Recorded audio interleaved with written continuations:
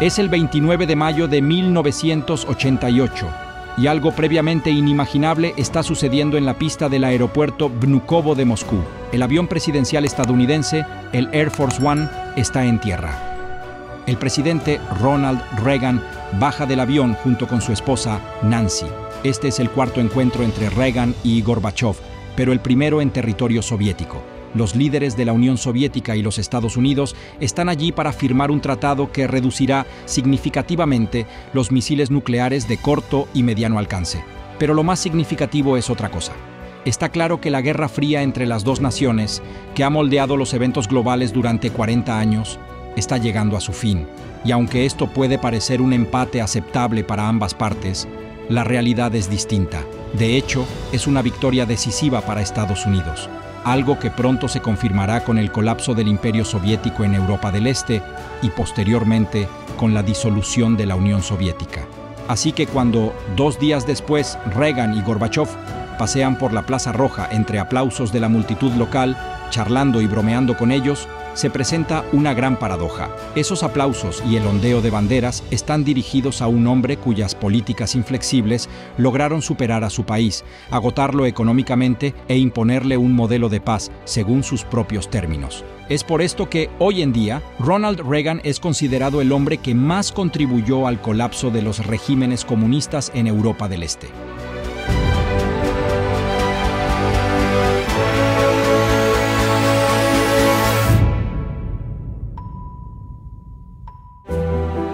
Ronald Reagan nació en Tampico, Illinois, rodeado de campos de trigo.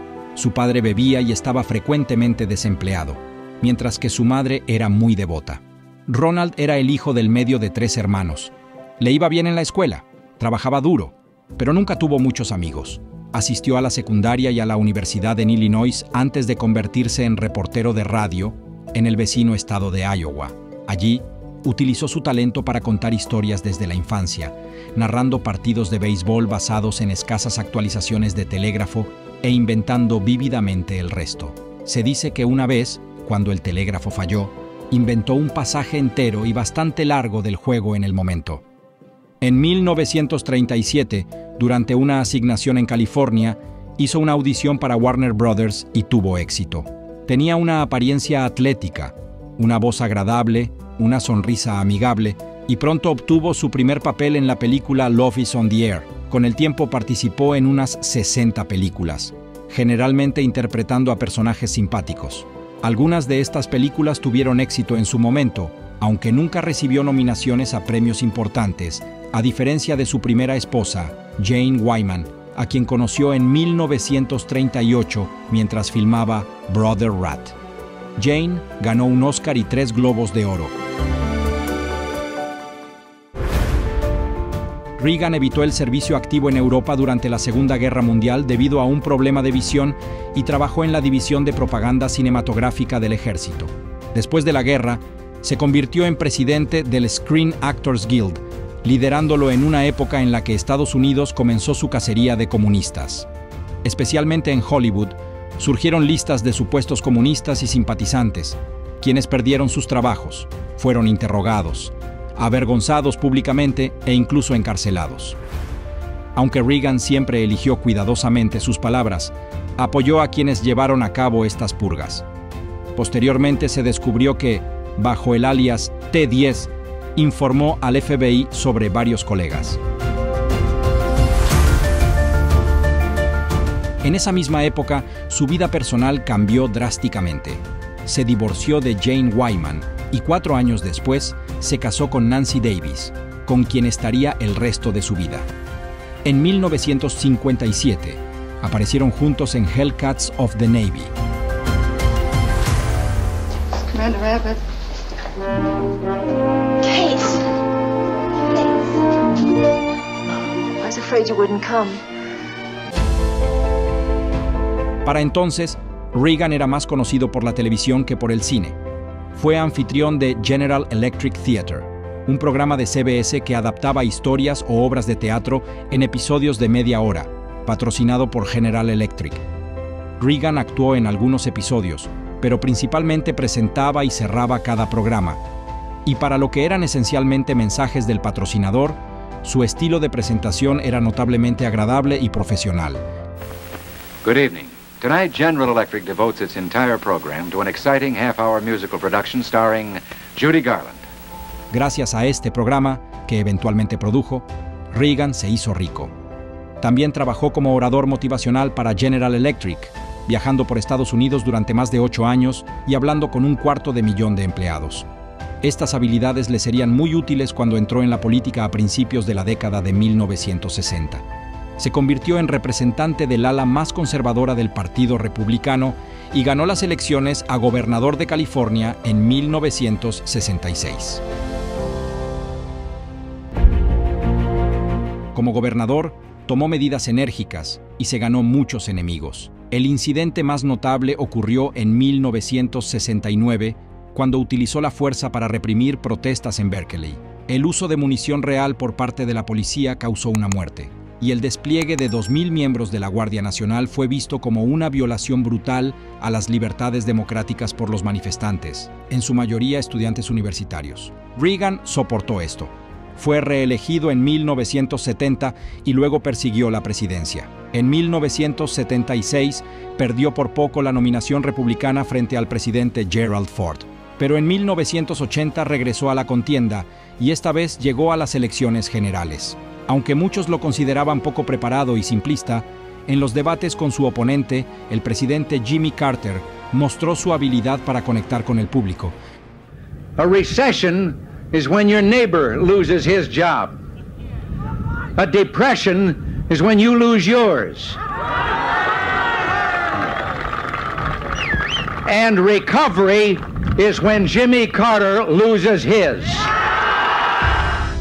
Finalmente, aplastó a Carter, ganando 44 estados, y el 20 de enero de 1981, poco antes de cumplir 70 años, se convirtió en el 40º presidente de los Estados Unidos.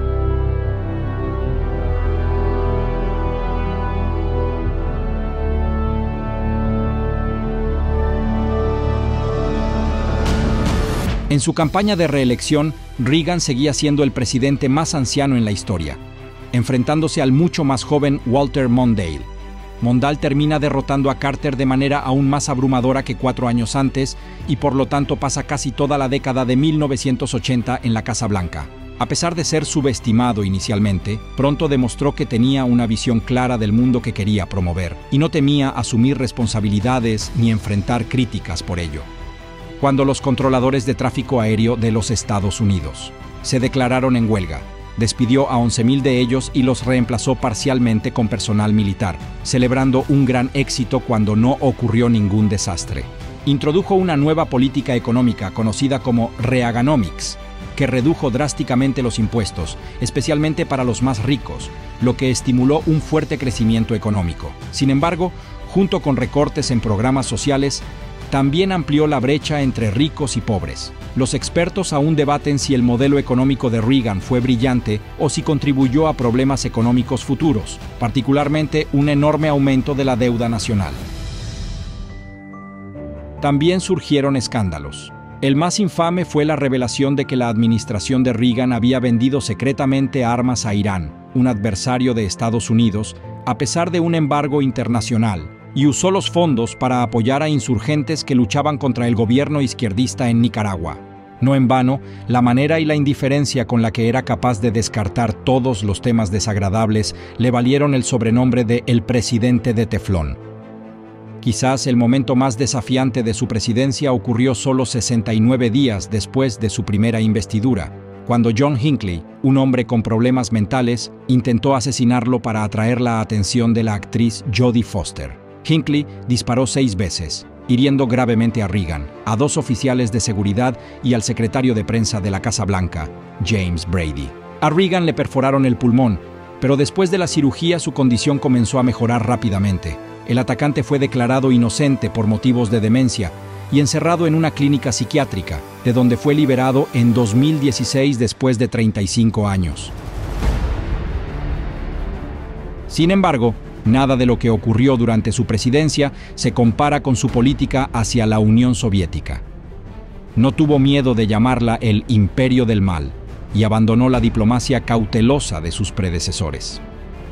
Un asesor recordó más tarde que fue la primera vez que escuchó la frase «ganar la Guerra Fría» de Reagan. En pocas palabras, Reagan decidió iniciar una carrera armamentista que económicamente paralizaría a la ex Unión Soviética. Su tarea se vio facilitada por el hecho de que en Moscú, desde el principio lo consideraron un pistolero completamente impredecible y básicamente capaz de cualquier cosa. Cuando desplegó misiles nucleares en Europa y lanzó el programa SDI, apodado Star Wars, diseñado para interceptar cualquier misil lanzado contra Estados Unidos. La dirigencia soviética se alarmó. No tuvieron más opción que armarse también, pero su economía no podía sostenerlo, ya que hasta un 40% del gasto estatal soviético se destinaba al ejército.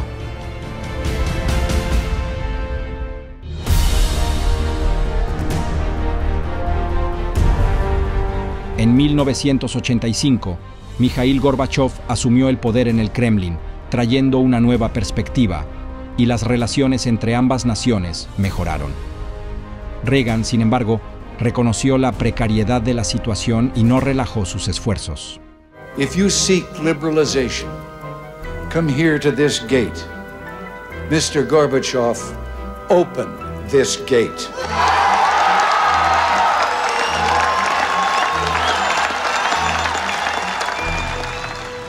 Mr. Gorbachev, tear down this wall. En mayo de 1988, durante su visita a Moscú, él y Gorbachev firmaron un tratado para limitar las armas nucleares. Fue la primera vez que ambas naciones acordaron algo así, un momento revolucionario y la culminación del objetivo de Reagan de forzar a los soviéticos a la paz. Así que, unos meses después, cuando Reagan entregó formalmente la presidencia a su sucesor, George Bush, pudo abandonar el escenario como el vencedor de la Guerra Fría, cumpliendo una misión que nadie antes que él había osado articular.